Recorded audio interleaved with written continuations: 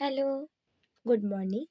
প্রত্যেকদিন মা জানো তো সকাল সকাল উঠে আমি যদি 6:30টায় উঠি, তা আমার মা উঠবে 5টায়। প্রত্যেকদিন মা সকাল সকাল আমার থেকে আগে উঠে রান্না করে। তো এত শীত পড়ার কারণে মাকে বললাম, এই ঠান্ডা কদিন তুমি বাদ দাও। কেন আমি আমার কাজ করে দেওয়ার পরেও মানে সকালবেলা আমি যতক্ষণ না যাবো ততক্ষণ আমার পিছনে খাটা ছাড়াও মায়ের সারাদিন অনেক কাজ থাকে। সেটা আমরা হয়তো বুঝি না, আবার বুঝেও কিছু করার থাকে না। সেই জন্য মাকে বললাম, শীত কটা দিন বাদ দাও, আমি তাড়াতাড়ি উঠে যতটুকুনি করা যায় আমি করে নেবো। সেই জন্য মাকে কিছুদিন বদল না করে আমি এখন ঘড়িতে বাজে হয়তো 6:30, আমি কিছু করার জন্য উঠলাম। প্রথমে তো আমি মানে স্নান হয়ে গেছে আমার, এবার রেডি হব।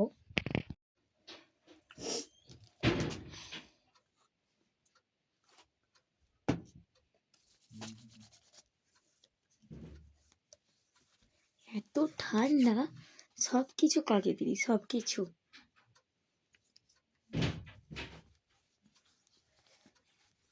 রোজের তো উঠতে ইচ্ছে করে না, কিন্তু এই সময় যেন আমার স্কুল লাইফের কথা খুব মনে পড়ে। যখন স্কুল যেতাম না, মা রোজের বকা দিত আর বলতো যা স্কুলে যা। আর এখন দেখো মা বলে যে মানু আজকের দিনটা ছেড়ে দে, ঘরে রেস্ট নে। কিন্তু হয়তো আমাদের দায়িত্ব বোধটা বেড়ে যাওয়ার কারণে আর না, যত ঠান্ডাই পড়ুক আমাদের যেতে হবে। এটাই হচ্ছে সময়ের পার্থক্য।